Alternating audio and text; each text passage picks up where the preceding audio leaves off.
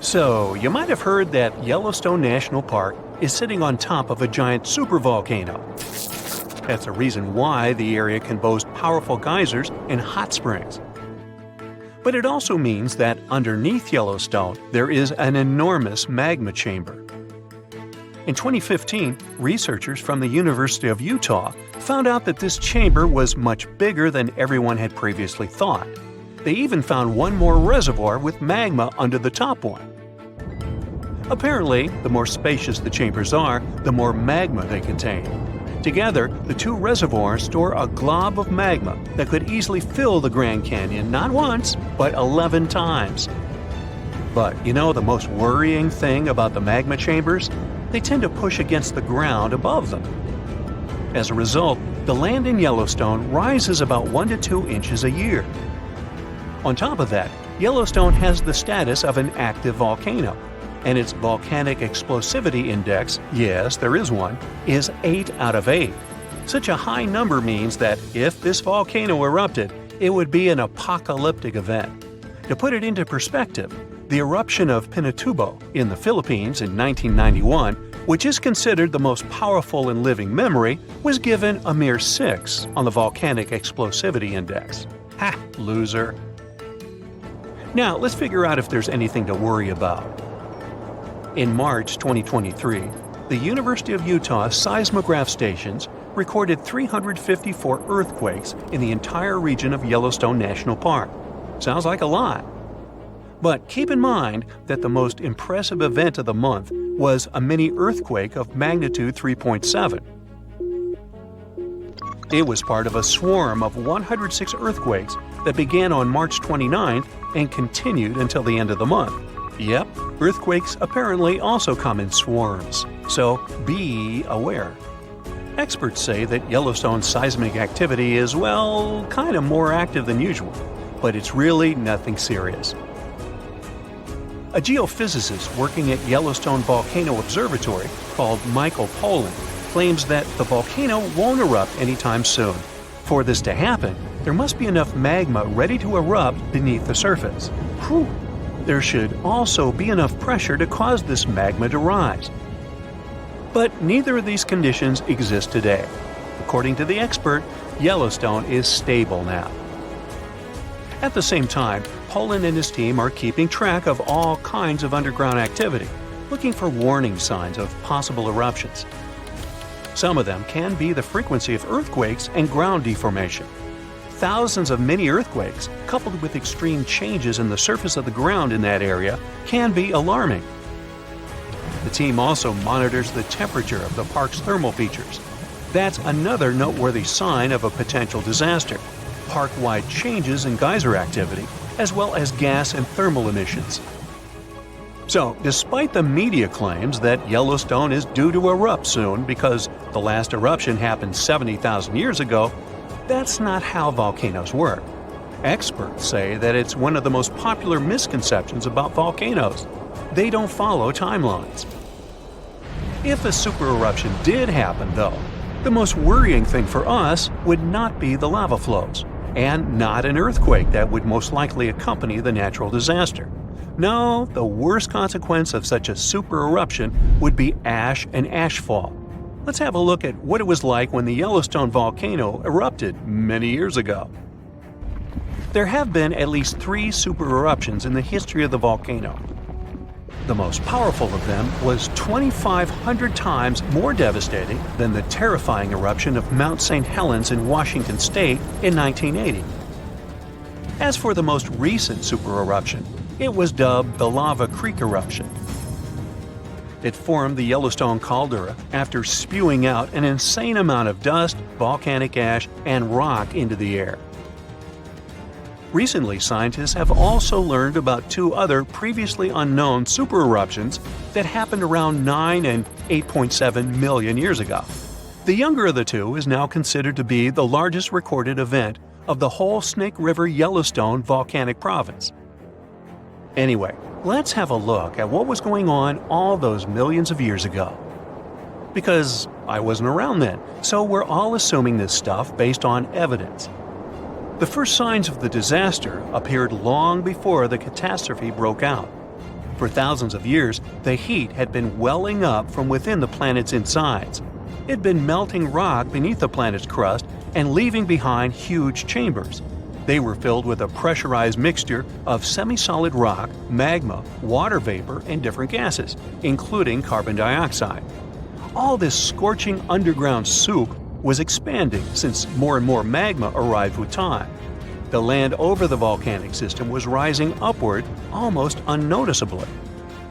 A year before the supereruption, Yellowstone gave a warning, a burp maybe, but that long ago there was no one who could interpret these signals.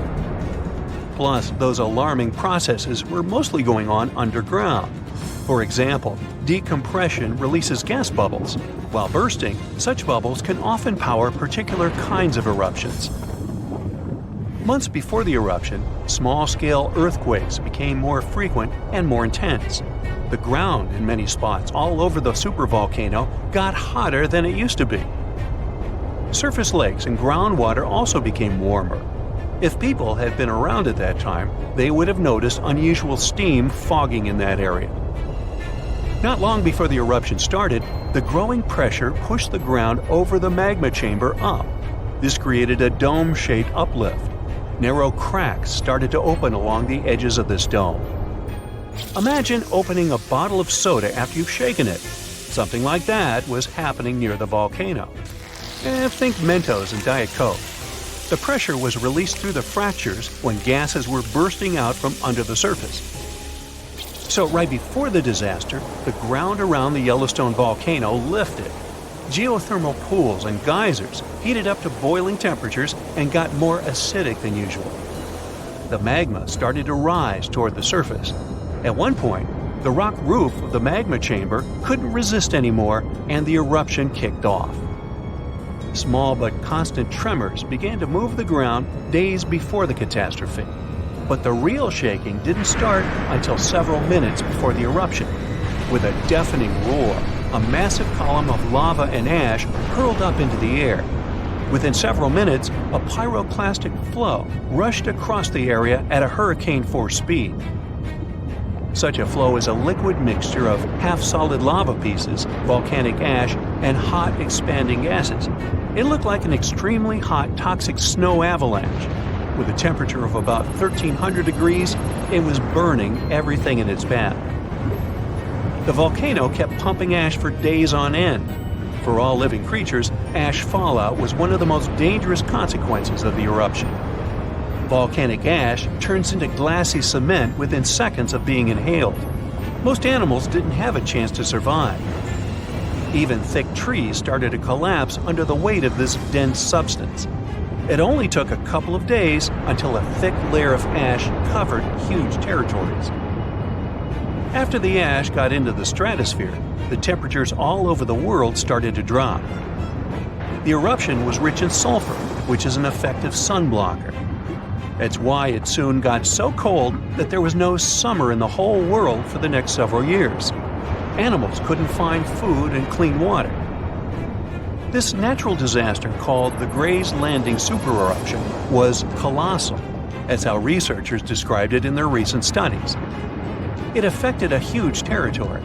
The streams of lava enameled an area as large as New Jersey in scorching hot volcanic glass.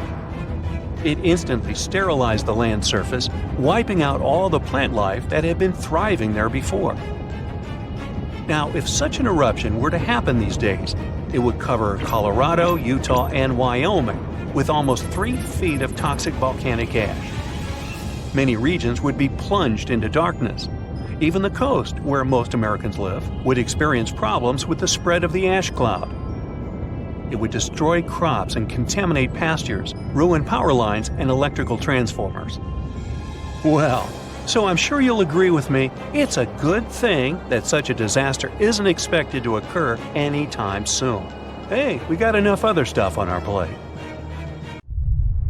One of the largest apocalypses that humanity has experienced happened about 74,000 years ago on the territory of modern Indonesia. It was an eruption of a supervolcano on Mount Toba. It was also the biggest eruption on Earth over the last 2 million years. Even the tragedy of Pompeii, when the volcano Vesuvius destroyed the entire city, was not so large-scale. At the time of the Toba eruption, humanity was as close to extinction as ever. And the problem wasn't in the volcano itself, but in the consequences that came after. Some studies suggest that 3,000 to 10,000 people could survive the period after the eruption. During the disaster, Toba released millions of tons of volcanic ash and soot. This cloud spread across the sky, blocking the sun in India, Indonesia, and over the Indian Ocean. Some scientists claimed the world had been plunged into volcanic winter for several decades. Take a look out the window in cloudy weather. Do you see how gray clouds cover the sky? But still, clouds let the sunlight pass through. It was much worse during the Toba eruption since sulfur dioxide in the volcanic ash reflected sunlight. Dust and ashes didn't settle for a long time. Perhaps they flew all over the planet, destroying many living things. A lot of plants couldn't survive because of the lack of sunlight. Also, Earth's temperature dropped by several degrees, which led to new disasters. In today's modern world, the temperature doesn't affect residents of our cities that much. But for nature, even minor changes may entail catastrophic consequences. For example, plants and insects can live at the same temperature for thousands of years, but a sharp cold snap destroys them. This leads to the fact that almost all animals don't get enough food to feed their offspring. The population of all creatures in the wild is dropping. The ancient people of that time survived by hunting herbivores and gathering berries, fruits, and mushrooms. But the eruption destroyed almost all of them. Also, a lack of light caused a lack of vitamin D. As a result, people were starving and they also were pretty depressed. However, some scientists think that many people survived this period quite easily, especially those who lived on the coast of South Africa. The ocean received the most minor damage from the disaster. The tribes who lived near the water caught a lot of fish. Both versions haven't yet been proven. Scientists still try to build an accurate picture of human development after this volcanic apocalypse. About 50,000 years after the Toba eruption, when the sun had finally passed through the gray clouds and the ash settled on the ground, nature and people began to restore the previous balance. But the warm times quickly didn't start as the Ice Age had already begun, and this problem was much more severe, as it lasted for thousands of years. Decreased solar activity and planet orbit changes led to strong temperature drops. Eternal cold covered almost the entire globe, forcing all living beings to migrate and struggle for survival. Such powerful animals as mammoths and saber-toothed tigers couldn't survive the Ice Age. But Homo sapiens were able to adapt to their new weather conditions. People hid in caves, made fires, and improved their hunting skills. Therefore, in a sense, the Ice Age made humanity stronger. In the modern world, such weather can cause significant problems for the global economy and create financial crises worldwide. The last period similar to the Ice Age happened at the beginning of the 19th century. Mount Tambora in Indonesia exploded and released millions of tons of pumice, soot, and volcanic ash into the sky. People who lived on a volcanic island got the most severe damage in the first few minutes, but then the eruption's consequences began to reach the whole world. Volcanic ash again blocked sunlight and led to one of the coldest years in North America and Eurasia. This year, 1816, is better known in history as the year without summer. The ash cloud increased humidity and lowered the temperature in many areas. In the summer of 1816 in Central and Western Europe and North America, a humid climate and cold destroyed the harvest. Prices for goods rose and poor people lost access to food. Logistics and transport also suffered. People used horses to move around at that time, and since oats became expensive, many couldn't afford to keep these animals. Many believe these circumstances inspired the inventor Carl Dreis to create the world's first bicycle. Also, there's a theory that the Tambora eruption helped invent Frankenstein. Several writers, including Byron and Shelley, gathered in a villa in Switzerland where they began to write fantastic novels. Bad weather and rain outside the window inspired Mary Shelley to write a story about Dr. Frankenstein and his monster. Even now, this volcano is active, but it's not going to wake up anymore. But if it happens again, will we be ready this time? Most likely, there will be fewer consequences since we have technologies, big incubators, and greenhouses where we grow livestock, vegetables, and fruits. Of course, winter will provoke a crisis all year round, but we can easily survive it. In the 1930s, another disaster occurred, but this time it was caused not only by nature, but also by people. At that time, many countries were heavily dependent on crops. Vast territories were sown with them. People were engaged in excessive farming. Therefore, when a severe drought began, the soil was quickly depleted. The ground ran out of nutrients necessary for the growth of wheat and corn. This led to the fact that the top layer of soil was turned into tiny dust. Then, west-easterly winds hit such states as Colorado, Nebraska, Texas, and Oklahoma. They rose the dust into the air and formed thick clouds. This period is considered the most challenging time of the Great Depression. It's the Dust Bowl. It lasted 8 years and forced many people to leave their homes and move to other states. Dust storms got so strong that they blocked the sun in Washington, D.C. Whole cities were covered with rain from sand, which caused problems with breathing. Even the captains of ships sailing in the Atlantic Ocean reported polluted air. Powerful earthquakes, supervolcano eruptions, floods, fires, and hurricanes swept whole species of animals off the planet. But a human has always survived in the most challenging conditions, so don't worry about the next global catastrophe. People will handle it. We hope so. But what if some global catastrophe happens? For example, a huge meteorite falls or the atmosphere gets poisoned. In this case, it'd be best to find a remote island or fly to the moon. The main thing is to have the opportunity to return. After all, sooner or later, the apocalypse ends and Earth will be as good as new. Probably. Another option is to live in an underground bunker with large reserves of food and oxygen. About 8 billion people are living in the world. For humanity to prosper again after the apocalypse and restore its population, 1 to 500 people will be enough. There have been cases in world history when small tribes numbering a few hundred people have lived for centuries and even millennia. However, to do this, you'd have to leave megacities. Big towns only import food. They're heavily dependent on farm fields and crops. During some global catastrophe, no one would give food to the cities. Hunger would lead to complete chaos. To live well, people would need to escape from their towns and repeat the practice of those who lived in the early Neolithic period. It was about 12,000 years ago, just after the end of the last ice age. People at that time lived separately in small villages. The population of each of them was from a couple of hundred to 1,000 people. They lived independently, provided food, and made big families. In fact, it's not such a bad option after the apocalypse to grow vegetables on a small farm, eat healthy food, and enjoy nature. Phew, you can finally send that last report for the day and breathe out. The weekend is around the corner, but just when you're about to hit send, you're alarmed by the low rumbling under your desk. Is it the light rail passing by? Unfortunately, that's not the case.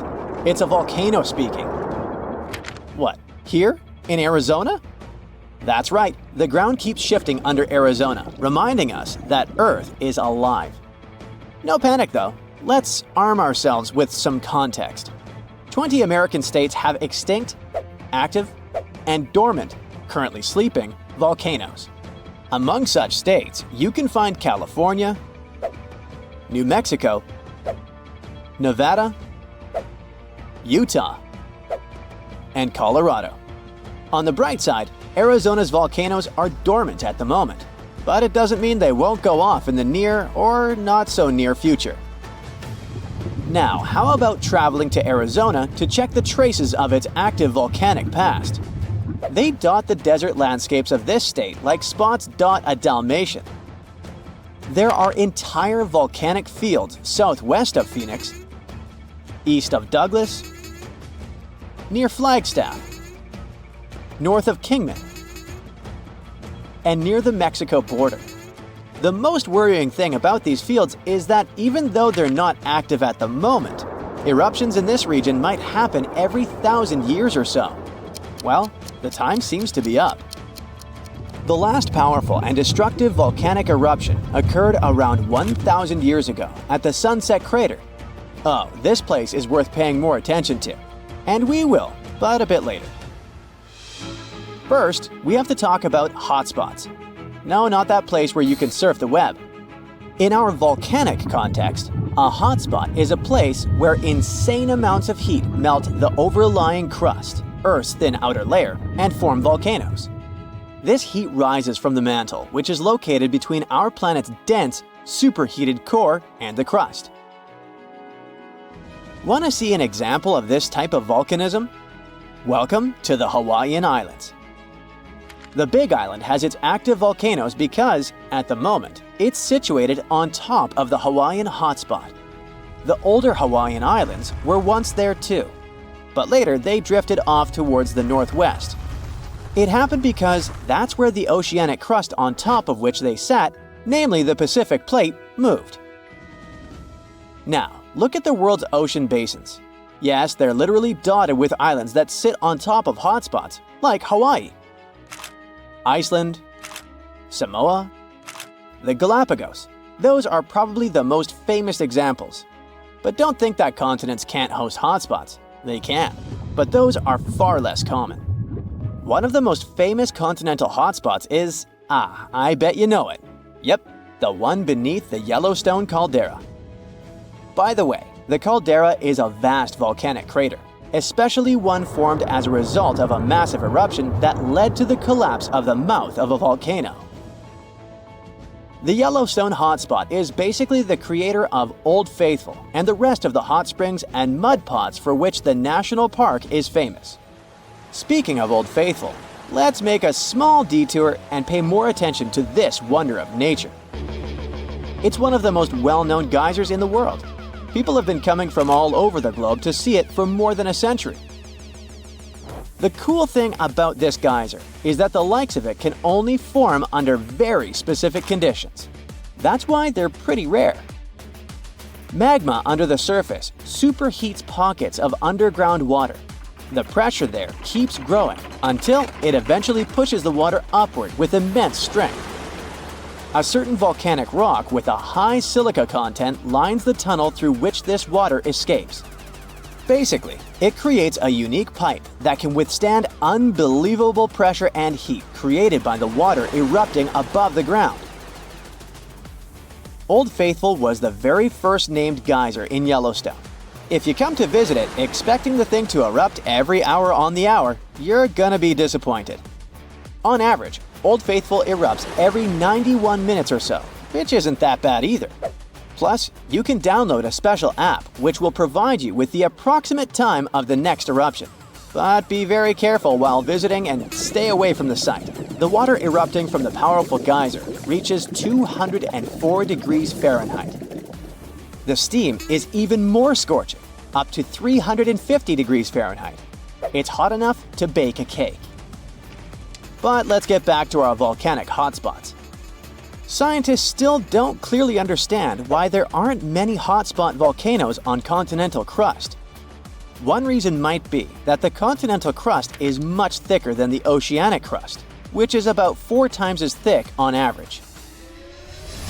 Another reason could be that most of Earth's crust, about 2/3 of it, is oceanic. This means that there's less continental crust for hotspots to form under. Now, I bet those of you living in Arizona will appreciate the following info. We'll talk about a volcanic field right in the heart of this state, the San Francisco Volcanic Field. That's a massive area filled with over 600 volcanoes. Yes, they're mostly small, but it doesn't make them any less impressive. They're scattered across 1,800 square miles in northern Arizona, a giant territory. Interestingly, scientists are still debating about whether this volcanic field is actually sitting on top of a hotspot. But one thing they agree upon: the volcanoes in this area get younger as you move east. And this pattern matches up with the North American plate moving west over what could be a stationary hotspot beneath the surface of our planet. Cool, huh? The volcanic hullabaloo in that area started around 6 million years ago. So, in geological terms, it's relatively young. As for the most recent eruption, it happened less than 1,000 years ago. The Sunset Crater, which I mentioned before, the one near Flagstaff, is the most famous vent from that eruption. The Sinagua people had to leave their homes at Wupatki Pueblo because of the eruption. That site is now part of the Wupatki National Monument. There, you can see how people lived in this volcanic region many years ago. If you go to explore this area, you'll notice that most of the volcanoes there are basalt cinder cones, small and steep. The Colorado Plateau has quite dry weather conditions. That's why the volcanoes haven't worn down much. Some of the best examples of those cones, like this one, called the SP crater, still look like they appeared yesterday. But look around. It's not just cinder cones. The San Francisco volcanic field also has a stratovolcano, as well as some lava domes that formed from volcanic rocks with more silica than basalt you can find in places like Hawaii. It means they're thicker and don't flow as easily. Anyway, the stratovolcano is going to be one of the most epic sights you'll come across while exploring this volcanic field. Well, not the stratovolcano itself, but the San Francisco peaks, the remains of that giant formation. They stand tall at more than 12,600 feet. That's 4.5 Burj Khalifas placed on top of one another. It makes the peaks some of the biggest landmarks in northern Arizona. They're not only stunning, but also sacred to the Native American people who have lived in the area for many generations. Now, unlike those super active volcanoes in Hawaii, the San Francisco volcanic field takes its time, thousands of years between eruptions. But you shouldn't relax just yet. Geologists say another eruption is likely to happen one day. It will probably occur in the remote eastern part of the field, away from big towns. Phew! And if that next eruption is anything like the one that formed Sunset Crater, it would be quite the show. Lava fountains and rivers of lava flowing. At the same time, the next eruption might not happen for centuries, maybe even millennia. Until then, the San Francisco volcanic field will remain a hidden gem of volcanic history, waiting for its next fiery performance. In 2018, the most powerful underwater earthquake occurred between East Africa and Madagascar. There was a deep rift between the Earth's crust and the mantle. Hundreds of thousands of tons of magma came out on the surface of the ocean floor. After that, a huge underwater volcano with a height of 2,700 feet was formed near the coast of Madagascar. This is almost twice the height of the Empire State Building, and all this is hidden under the water. French scientists studied this place since it had regular seismic activity.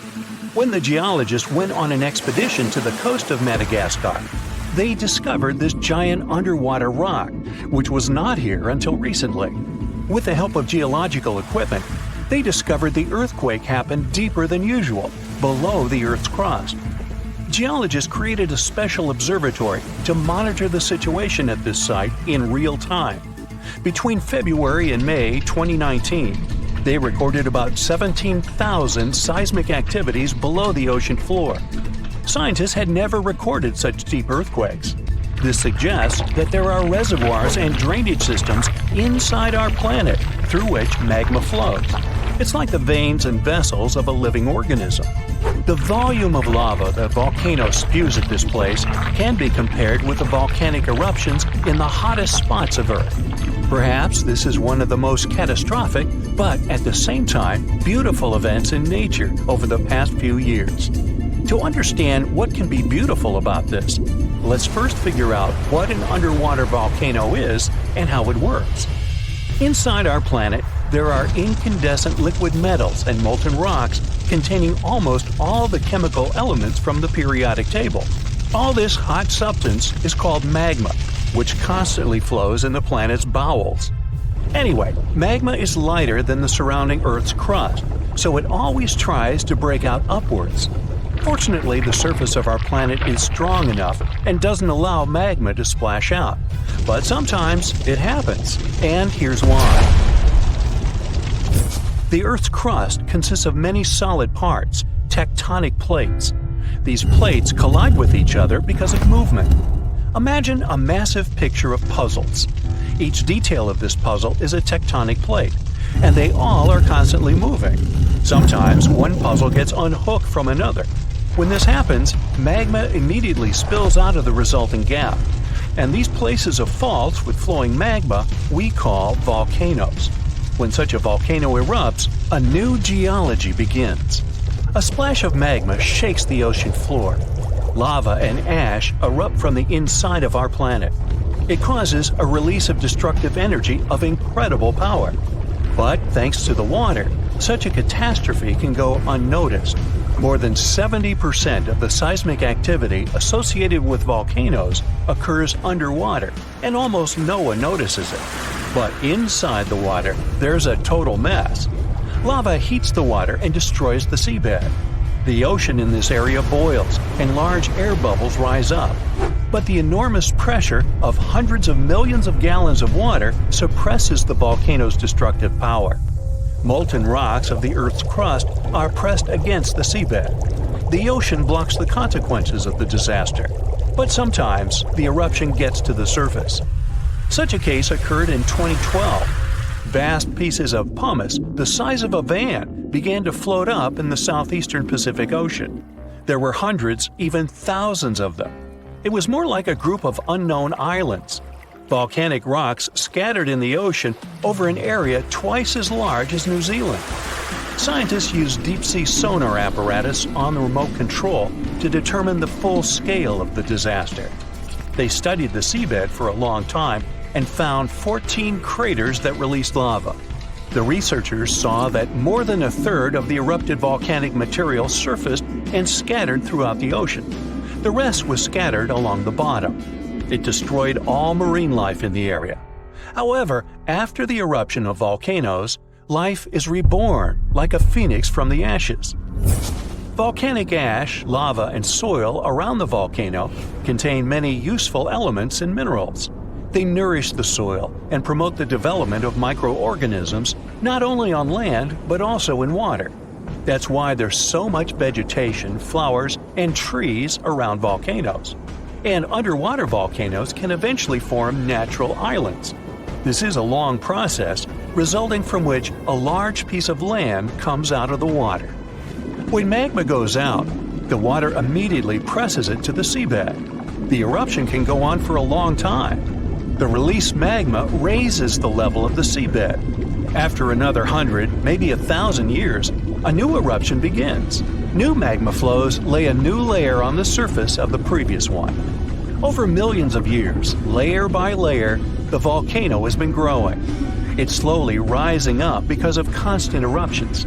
Some volcanoes may go out forever, and some continue to erupt. And then, one day, the level of volcanic rock reaches the surface in the form of a huge island. After many more years, the volcano may go out, and then life appears on the formed island. The destroyed seabed area is filled with animals, trees, flowers, and plants. These volcanic islands have unique ecosystems because they develop separately from all continents. Observing such islands helps scientists understand how life on Earth was born. There are hundreds of islands around the world that have appeared because of eruptions of underwater volcanoes. You can find them in Hawaii, Indonesia, and Iceland. Many of them are inhabited by people. They build villages and small towns there. The ground on such islands is fertile. Fruits and vegetables grow there. The water is filled with fish. Such places may seem like paradise, but at the same time, it's dangerous to live there because the volcano may wake up. One of the most famous eruptions occurred on the island of Ogashima, south of Tokyo. people built a beautiful city right in the crater of an active volcano. And in May 1785, the eruption began. No one expected this to happen. At some point, thousands of birds rose and flew away from the island. And then the ground began to shake. A heavy, low sound came from beneath the underground depths. Thick smoke escaped from the top of the green volcano. The mountain threw dirt, large rocks, and red-hot pieces of magma into the sky. The disaster lasted several weeks. People managed to evacuate, and then there was a long recovery. Locals rebuilt the houses and brought the city back. Almost 250 years have passed since that moment, and during this time, the volcano has never woken up. Despite the risk of a new eruption, people continue to live there. The population is growing since this place resembles paradise, and no one wants to leave it. There are thermal springs, dense jungles with rich soil, and many fish. Meteorological and seismological services constantly monitor the volcano's activity. Movements and fractures of tectonic plates create another natural disaster: destructive tsunamis. Unlike volcanoes, huge waves are formed when seismic activity causes the crust to move vertically, up or down. When this happens, water pressure shifts on the ocean floor, which releases energy. This energy pushes the water and creates a tsunami. By the same principle, you form a small wave when you throw a stone into the water. First, a small tsunami appears. Then it picks up speed and increases in size. Its height can reach the level of a 5-story building. It's heading for the coast and accelerating to 500 miles per hour. This is almost twice as fast as a Formula One race car. Millions of gallons of water, weighing thousands of tons, are getting closer.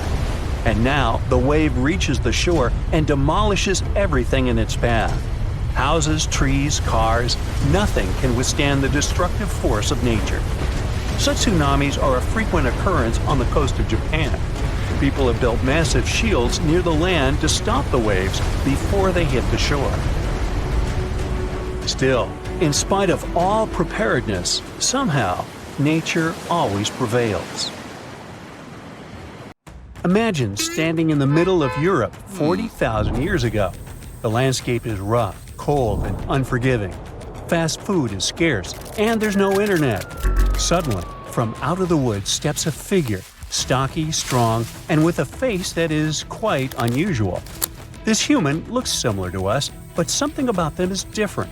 Their brow is heavy, their nose is broad, and their body seems to be built to fight nature itself. Well, congrats! You've just met a Neanderthal. You might have thought that Neanderthals were basically ancient humans, but that's not really true. We come from the same genus called Homo, but we, all modern humans, belong to one same species called Homo sapiens. However, there used to be lots of human species before, and Homo neanderthalensis was just one of them. And they actually were kind of cooler than us. So what in the world has happened to them? Neanderthals lived for a long time, for about 360,000 years, across Europe and parts of Asia. 40,000 years ago, the place we now call southern Italy was sitting on top of a huge disaster, a massive supervolcano called Campi Flegrei. This big boy is huge, about 9 miles wide. That's about 10 to 20 minutes in a car to get across it all. But there were no cars then, remember? At the time, it was quiet for a while, but one day, suddenly, it blew in what became one of the biggest volcanic eruptions Europe had seen in 200,000 years. The catastrophe was so crazy that ash, gases, and debris altered the climate across the entire continent. What comes next is usually called a volcanic winter. Average temperatures drop, the sky gets darker, and life becomes even harsher than it already is. The eruption, known as the Campanian Ingembrite, caused Europe to cool by as much as 7 degrees Fahrenheit. Doesn't sound like much? Well, the drop of even 1 degree would cause winters to become harsher, causing horrible snowfall, rains, and floods. Crops would struggle to grow, leading to food shortages. The weather would go wild, too, with storms and droughts. Hey, kind of like now. Except multiply this by 7. Events like these caused some huge chaos in modern times. You can imagine what it did to the Neanderthals. But in reality, a simple volcanic eruption shouldn't destroy an entire species, right? Well, yes. The truth is, the Neanderthals were already hanging by a thread back then, and all because of us. They've been in a tough spot for a while. They lived in places that are now parts of Europe, Western Asia, and the Middle East. Modern humans, us Homo sapiens, entered Europe and were giving them some serious competition for food and shelter. Homo sapiens were sneaky dudes, better at finding food, easily adapting to different environments, and using more advanced tools. We were pushing Neanderthals out, trying to get the same resources. We literally made their extinction a slow and very unpleasant process. So, while the volcano definitely made things worse, it wasn't their only problem, and they didn't completely disappear after the eruption. Some of them hung on in isolated places, like Gibraltar, for another 12,000 years. That's because it's likely most of the severe cooling actually happened farther east, away from where the Neanderthals were trying to survive, and it didn't hit their homes as hard as we thought. In fact, the eruption may have even helped them, at least for a while. Some scientists say that the volcanic fallout might have slowed down modern humans' expansion into Neanderthal territory and gave the poor fellas a little more time to survive. So, the Campiflagre eruption was a nasty event, but it only delayed the inevitable. Campiflagre is a wild card. It's also known as the Fields of Fire. The air itself there is thick with legend. The Greeks and Romans believed this volcano was the gateway to the underworld. Even an ancient Roman poet, Virgil, mentioned this in his famous story, the Aeneid. The hero Aeneas must descend into the underworld, and this place is exactly where he starts. Back in the day, this landscape was full of Roman villas, spas, and fish ponds. The elite had the time of their lives there. What they didn't know, though, was that they were standing on treacherous ground that could go crazy at any moment. The Campiflagre is not your typical volcano. You'd imagine a single towering peak, but the landscape looks deceivingly calm, with small features popping up here and there. But if you flew above it, the sight would be insane. A gigantic circular basin, peppered with volcanic cones and craters, like scars from the Earth's violent past. The danger here lies in its subtlety. The ground beneath your feet is constantly shifting, even when you don't notice it. Every so often, the land rises, only to sink again, sometimes by several feet, as magma or gas moves beneath the surface. It's incredibly creepy. The risk is almost invisible. The Campiflagre is a massive depression formed by two colossal volcanic eruptions. One of them was the one that cooked Neanderthals, and another happened 15,000 years ago. The most famous eruption, though, happened in the 16th century, and it was horrifying. The year was 1538. For years, the people of Paswali had noticed something unsettling. Land that once sat below the waves was slowly rising. What was once the sea had become new ground. Rumblings from deep within the earth were terrifying, but had become a normal part of life. Earthquakes started in the early 1530s, small at first, but in just 8 years, they became the norm. Until one day, on September 28th, horrifying tremors shook the ground. By the next evening, as the sun dipped below the horizon, a massive crack ripped open the earth near the ancient Roman town of Tripergole. From this gash spewed fire, smoke, and a rain of volcanic ash miles away. It was thick and muddy, likely mixed with underground water. The ground trembled as hot pumice rock was thrown high into the air. And then a new mountain began to rise from the land. This was the birth of what we now call Monte Nuovo. Eventually, things seemed to calm down, as if the earth was catching its breath. For days, things seemed quiet. Locals relaxed a bit. They began to approach the new mysterious volcano, a crater with something that resembled boiling within it. People visited it like a new attraction. But then, just days later, the disaster struck again. At night, without warning, a new mountain went wild. A blast from the southern flank hurled scoria, chunks of jagged volcanic rock, into the air. This one was fatal for 24 people. The debris found afterwards was huge and coarse. For centuries after, the only signs of life from the Monte Nuovo were small fumaroles, jets of gas seeping from the earth. But then, even those faded away. Now it's just a lush green cone, a pretty sleeping giant. But the ground near Naples, Italy, is still alive. The Campi Flegrei sits quietly for now, but it might not be for long. It's showing signs it might be waking up again. This supervolcano looks like a hellish landscape, with its boiling mud pits, geysers, and steam vents. Romans and medieval Christians once believed it was a gateway to the underworld, and who can blame them? What's spooky is that recently scientists detected unusual activity under the surface. In 2012, Italian authorities raised the alert level on the volcano from green to yellow, meaning that it needs close monitoring. There are certain changes that usually happen before an eruption.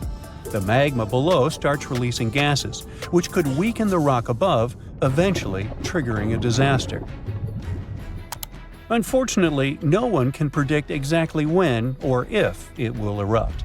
But if it does, the consequences could range from a minor inconvenience for locals to a global catastrophe. Its last tiny eruption happened in the 16th century, and it wasn't too bad. But if history repeats itself, like it was with Neanderthals, we're all cooked. An eruption like that could lead to global cooling, crop failures, and widespread famine.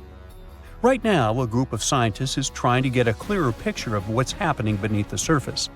The Campi Flegrei Deep Drilling Project is working to drill a 10,000-foot borehole, hoping to check out the magma chamber up close. But at least for now, the supervolcano remains quiet, and let's hope it stays that way.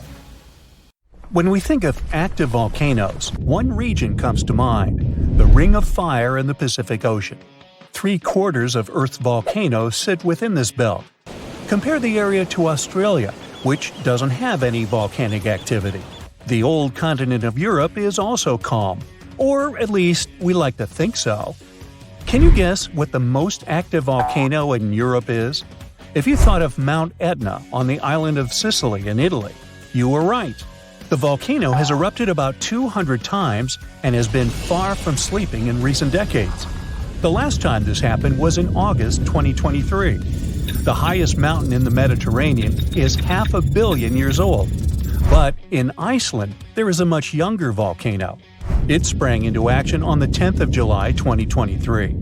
In the afternoon, 3 fissures appeared in the ground on a peninsula in the southwest of the island. This was at a base of a small mountain peak. Its name means Little Ram in the local language. The volcano spewed molten lava high into the air. There were also gas plumes in the area. But the scientific community wasn't surprised by the event.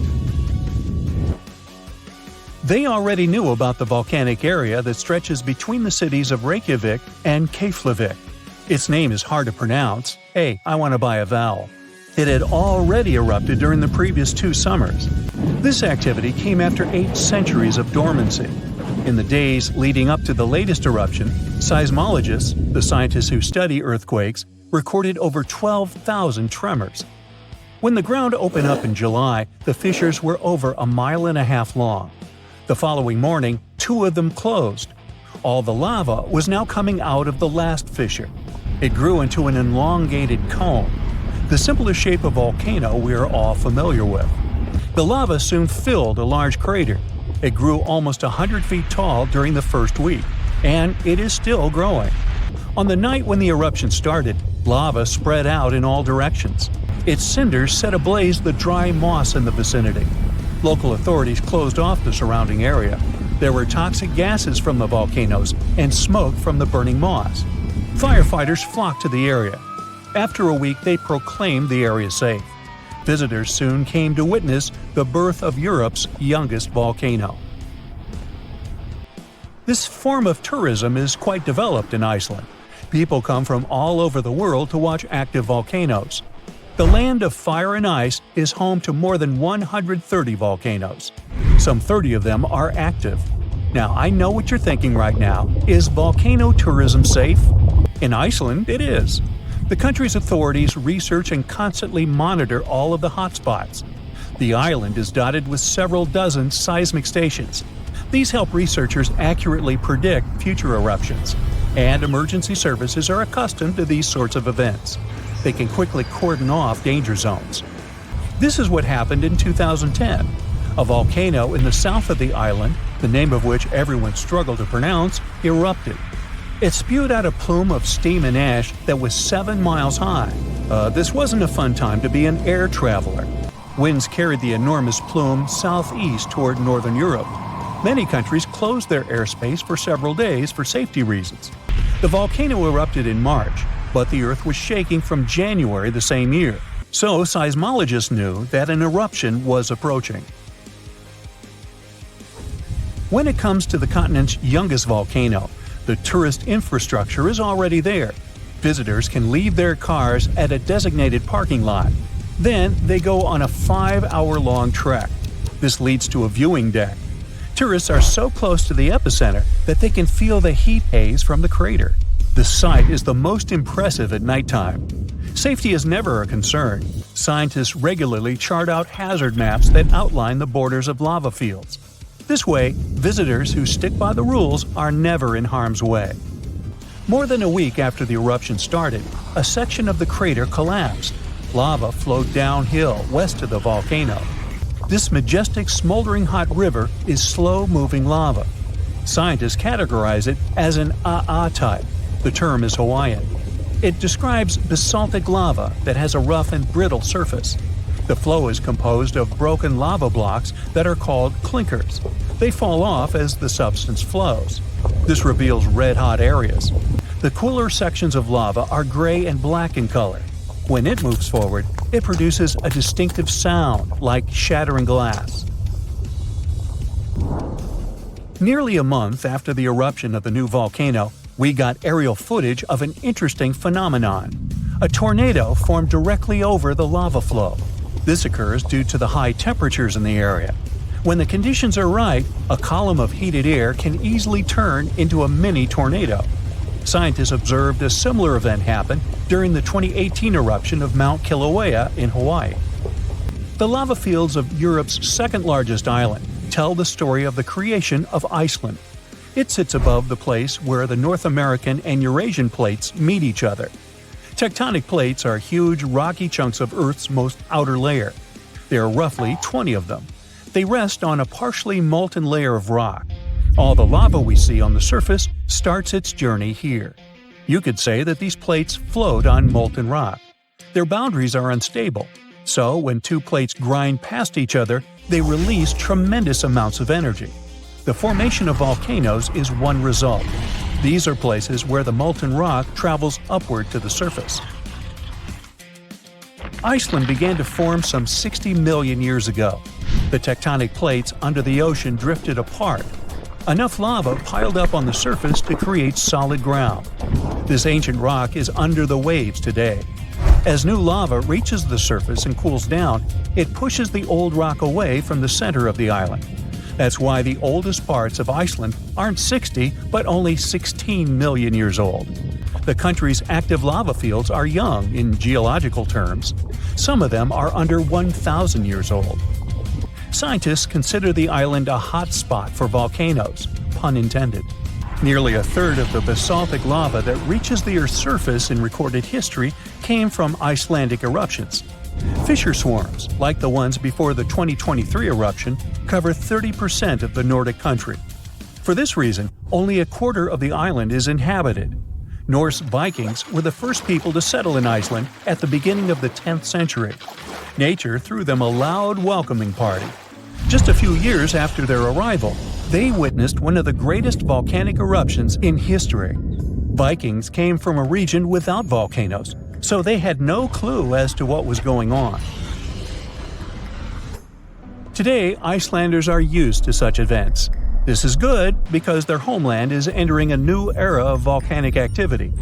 Volcanologists suspect that recent events are an introduction to decades of more frequent eruptions. The peninsula that is home to Earth's youngest volcano is just 17 miles southwest of Iceland's capital city. It's been dormant for a long time. Present-day eruptions there are a reminder that the natural processes that created Iceland are still ongoing. Recently, scientists discovered that there's a historical link between volcanic eruptions in the north of Europe and glaciers. Our planet went through at least 5 major ice ages. These were exceptionally lengthy periods when the average temperature on Earth dropped. The result was the expansion of ice sheets across northern Europe and North America. The last ice age ended some 10,000 years ago. Researchers are still trying to fully understand how these glacial periods affected volcanic activity. They suspect that the sheer weight of all that ice disrupts the flow of magma underground. When glaciers retreat, the pressure is lifted. This makes it easier for lava to flow upward to the surface where it bursts.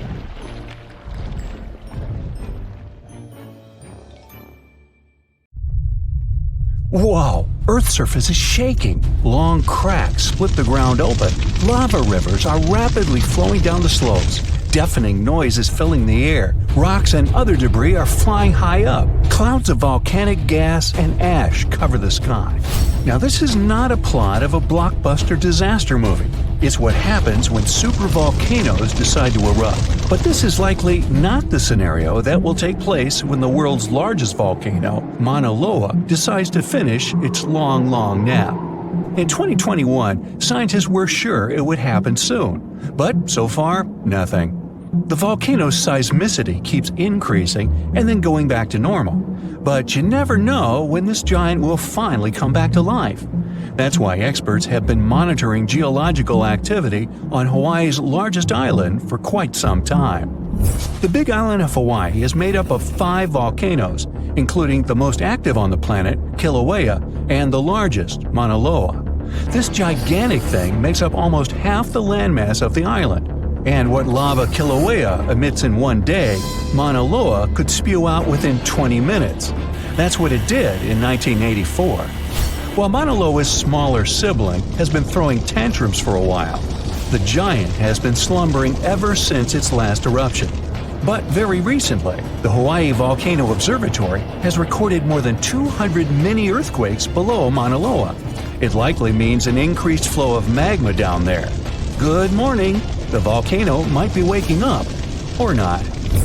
If Mauna Loa did suddenly erupt, lava flows could reach the ocean and the most populated and touristy places, like Captain Cook, very quickly, in a matter of hours. In 1984, the last time the volcano erupted, lava got as far as the outskirts of Hilo on the other side of the island. That's where a campus of the University of Hawaii is found. Luckily, people had a few weeks' warning to get ready for the disaster.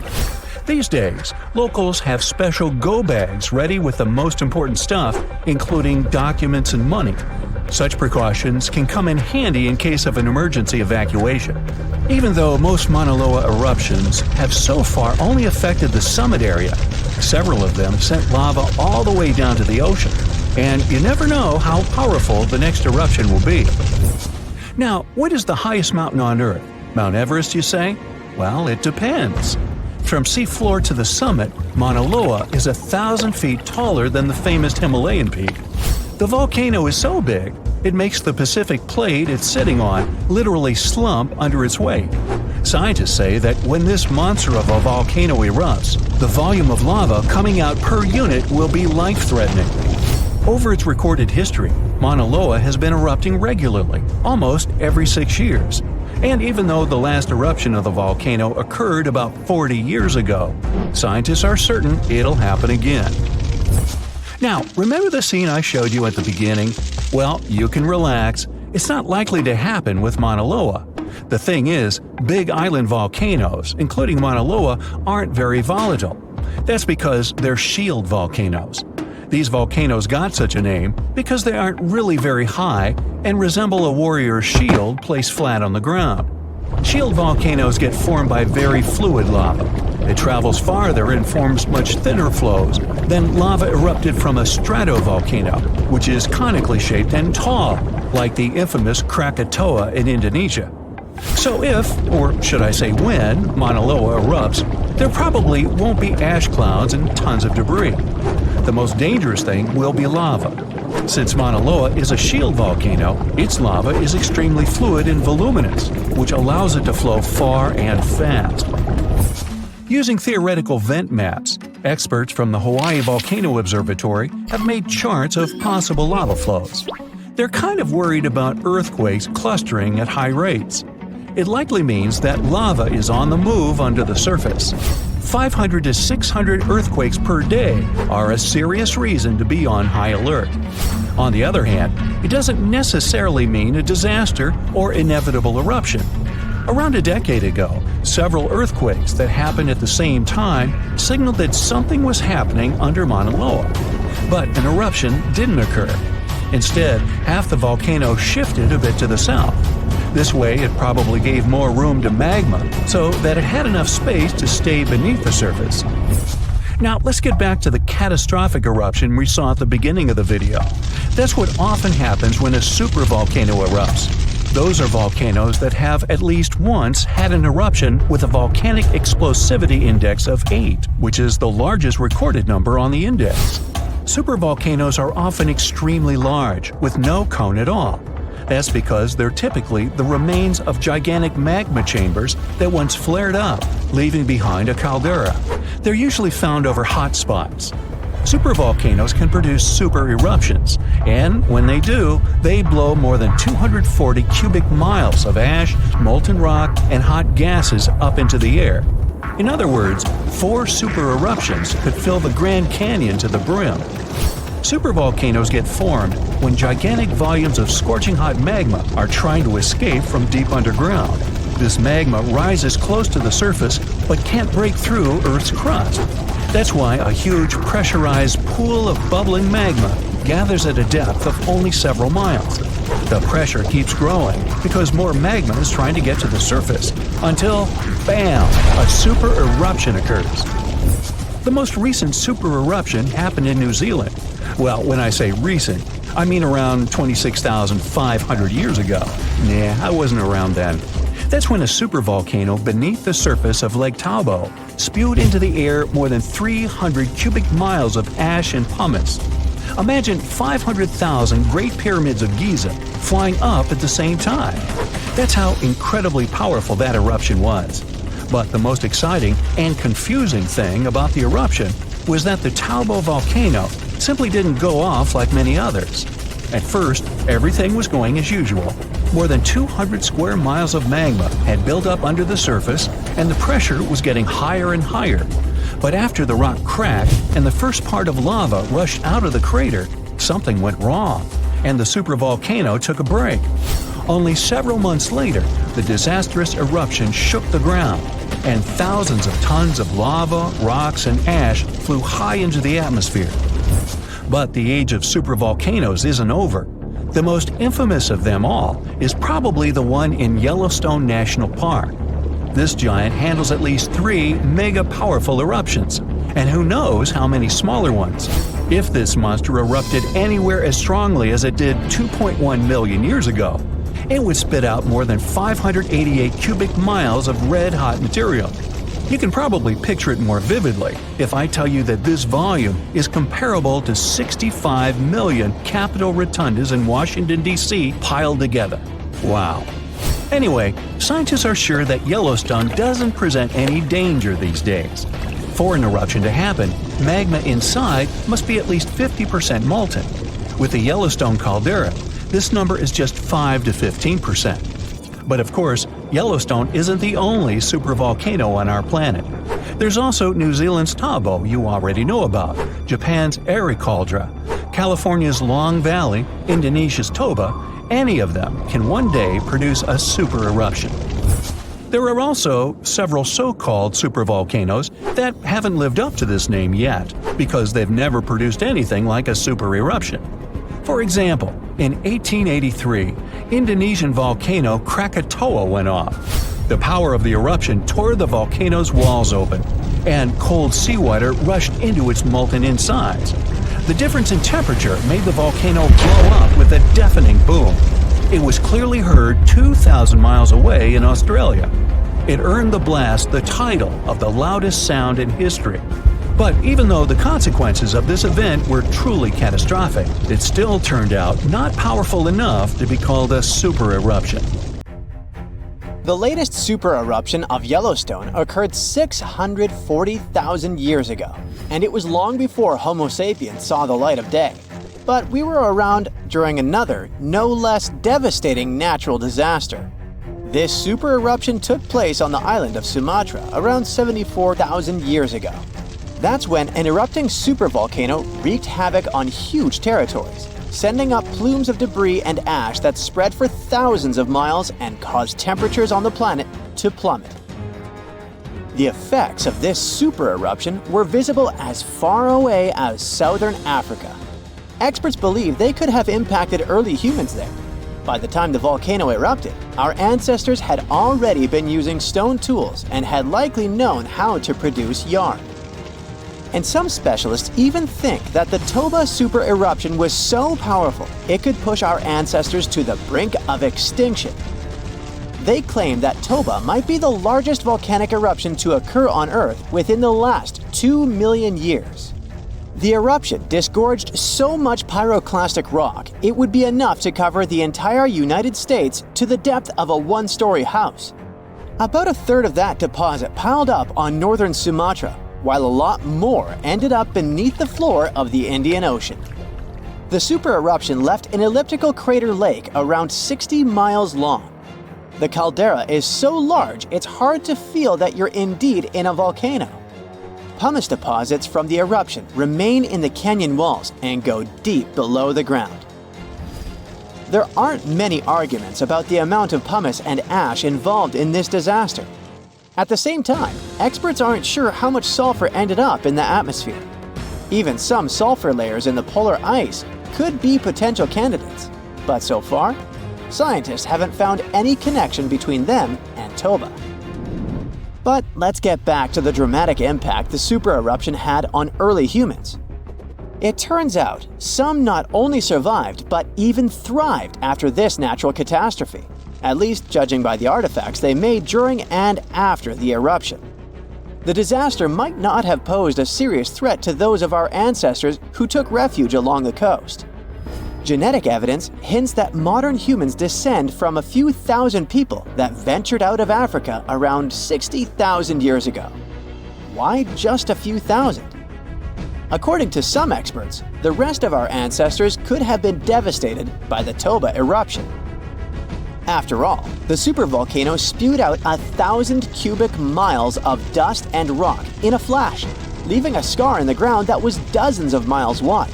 All that dust and sulfur Toba sent into the atmosphere potentially cooled the surface of our planet, which led to the appearance of glaciers and the lowering of Earth's sea levels. And since Toba might have had an important role in shaping humankind, scientists have been working hard trying to understand precisely how early humans reacted to this disaster. In 2011, several researchers found an enigmatic soil sample in South Africa's Pinnacle Point, an archaeological site overlooking the Indian Ocean. This sample contained some volcanic ash. After examining the layer, they found more than 400,000 artifacts left by early humans. Those ranged from heat-treated stone tools to signs of fire and animal bones. Based on this finding, the team suggested that early humans on the South African coast thrived after the eruption, living in that area for thousands of years and improving their tools. The region might have served as a refuge during and after the Toba eruption. A 2009 study suggested that the eruption could have lowered global temperatures by 14 degrees Fahrenheit. It would have made survival tough elsewhere in Africa. If there had been a volcanic winter, it wouldn't have been as cold along the coastline. On the other hand, newer studies claim that Toba spewed out so much sulfur into the atmosphere that the resulting aerosols could have stuck together, which would have limited their cooling effect in the long term. In other words, right after the eruption, temperatures would have plummeted, but only in some regions. And after 3 years or so, the effects of the eruptions would have calmed down altogether, becoming not dangerous to humans. Well, apparently, more research is needed. Meanwhile, let's figure out if we should watch out for any volcanoes these days. Last year, thousands of small earthquakes shook the ground near Iceland's Svartsengi geothermal power plant. Magma rose to the surface there, and now it has opened wide fractures slicing through the small town of Grindavik. The ground there is still swelling, and an eruption might happen with little notice. But of course, that's not all. Over the planet, 45 other volcanoes keep rumbling. For example, Italy's Vesuvius, that infamous thing that finished the city of Pompeii in 79 CE. Over the last 17,000 years, the volcano has experienced 8 explosive eruptions, followed by powerful pyroclastic flows, dense masses of super hot ash, lava fragments, and gases flowing at high speeds. The volcano's last eruption happened in 1944. Mount Rainier is one of the most dangerous volcanoes in the USA. Its high elevation, chemical composition, and proximity to Washington's Seattle and Tacoma suburbs, and the volcano's ability to produce massive pyroclastic flows make Mount Rainier a threat to consider.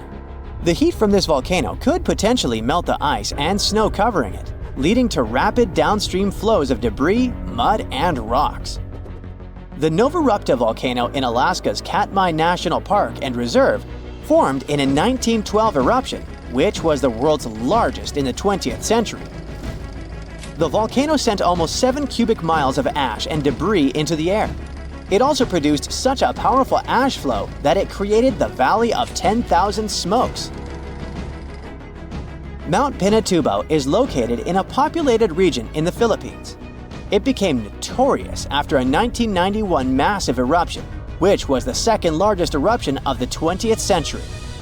More than 700 people lost their lives during that natural disaster. Today, more than 21 million people live within 62 miles of Pinatubo. Mount Agun, a continuously erupting volcano in Indonesia, had its last major eruption in 1963. It was one of the most tragic eruptions in the country's history. It lasted for 11 months, producing ashfall and pyroclastic flows that led to the loss of more than 1,000 lives and serious property damage. People saw ash plumes above the volcano throughout 2018, following the eruption in November 2017. Japan's Mount Fuji hasn't erupted since 1707. That year, a massive earthquake likely set it off. In 2014, experts warned that Fuji could be at risk of another eruption following the 9-magnitude earthquake that shook Japan in 2011. Experts believed the earthquake had raised pressure below Fuji. The eruption in 1707 sent so much ash and debris into the air that all this mass even reached Tokyo. Should Fuji erupt again, it would affect more than 25 million people in the surrounding areas. The eruption of Washington's Mount St. Helens in 1980 was one of the most destructive volcanic events in U.S. history. 57 people, as well as thousands of animals, lost their lives during that natural disaster. The eruption also destroyed around 200 square miles of forest. Experts think that Mount St. Helens' history of massive eruptions means that future catastrophes are bound to happen. The next explosive eruption might send large amounts of ash all over the Pacific Northwest. No wonder the volcano is under close monitoring. One of Indonesia's most active volcanoes, Mount Merapi, has been erupting for centuries. NASA claims that the biggest risk of this volcano is pyroclastic flows, which can spread over vast areas and harm loads of people. For the last time, Merapi erupted in January 2024, sending plumes of smoke into the air. These days, more than 24 million people live in the area surrounding this volcano.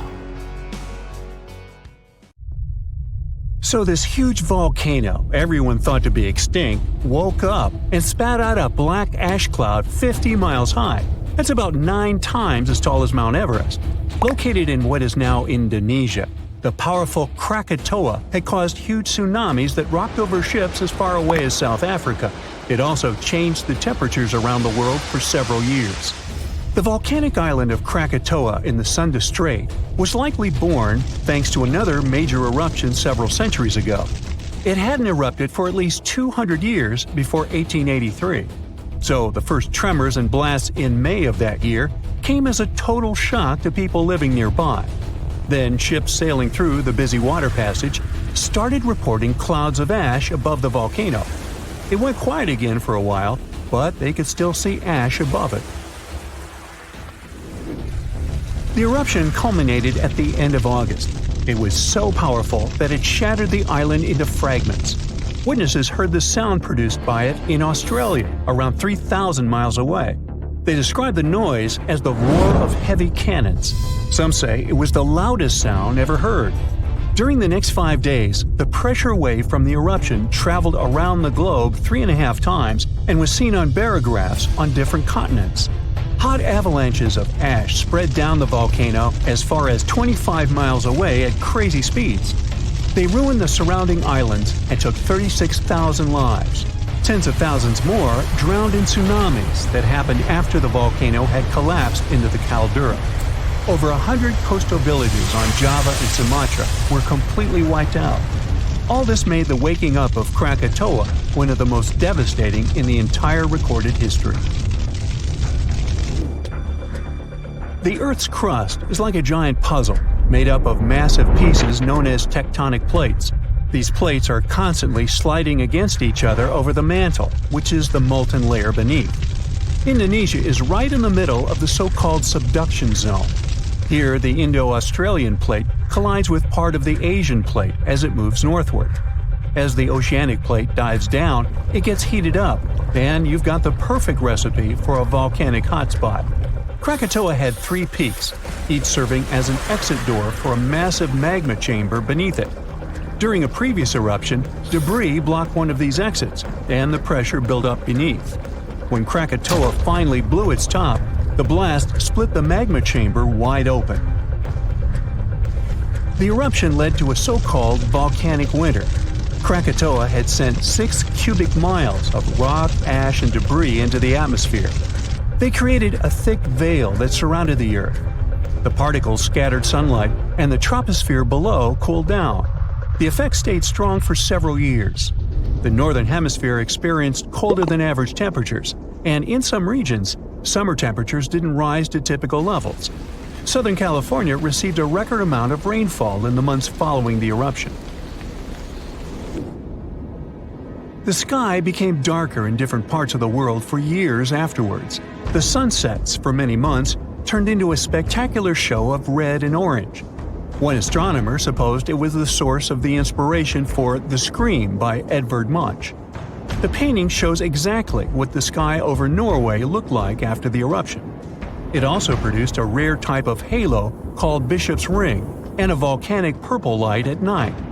For several years after Krakatoa had blown up, the moon looked blue and sometimes green. That's because some ash clouds were full of particles large enough to scatter red light, only letting other colors pass. Someone even witnessed lavender sun and night-shining clouds. Krakatoa became the first scientifically well-recorded and studied eruption of a volcano. Between the moments the first clouds of ash were seen by a ship passing by and the disastrous eruption, scientists managed to organize geological expeditions. They studied the volcano and gathered samples of volcanic rocks. It became useful for understanding volcanic activity. Krakatoa was sleeping tight until the 1920s, when some locals noticed a column of steam and debris spewing from the collapsed caldera. Within weeks, the rim of a new cone sprang up above sea level. After a year, it was a small island named Child of Krakatoa. It continues to erupt, but fortunately without serious consequences so far. In April of 1815, Mount Tambora unleashed a massive eruption, wreaking havoc on the Indonesian island of Sumbawa. It destroyed homes and claimed 10,000 lives. Another 80,000 perished because of diseases that spread in the aftermath. The following went in history as the year without a summer. Cold, wet conditions wrapped Europe and North America in an unexpected chill. It became the coldest in at least 250 years. In the summer of that year, the temperatures dropped the most. Crops didn't grow, livestock didn't survive, and famine took over Western Europe and North America. New England had snow and terrible frost in the summer months. Food prices went up. Oats for horses became a luxury. Some people say it even inspired the invention of the bicycle in 1817. Scientists used early data and climate models to see if it was all because of the Tambora eruption. They compared the data to similar years. They showed that precipitation was around the same, but the temperatures were much warmer. When they introduced the volcano into the scenario, they got the exact data for the year without summer. They say that a powerful volcanic eruption like that one increases the likelihood of extreme cold by up to 100 times. The explosion of the Toba supervolcano on the island of Sumatra around 74,000 years ago became the Earth's largest volcanic eruption in 28 million years. Parts of Indonesia, India, and a slice of the Indian Ocean got a cozy blanket made up of 6 inches of volcanic debris. It spat out a volume of rock comparable to almost 3 million Empire State Buildings. The crater it had left behind is still seen from space. All the ash and volcanic gases that sprang into the atmosphere because of the eruption partially blocked the sunlight. A severe volcanic winter began and lasted for 6 to 10 years. Some anthropologists see a connection between the Toba eruption and how limited modern humans are when it comes to genetic variety. Around 74,000 years ago, exactly when the Toba erupted, there was a population nosedive. That's why all modern humans trace their roots back to a tiny group of survivors. The Toba catastrophe theory proposes that most early humans in Europe and Asia didn't make it through the post-eruption climate chaos. Instead, a lucky, genetically limited bunch found their safe haven in Africa. But archaeological and paleoclimate records disagree with this theory.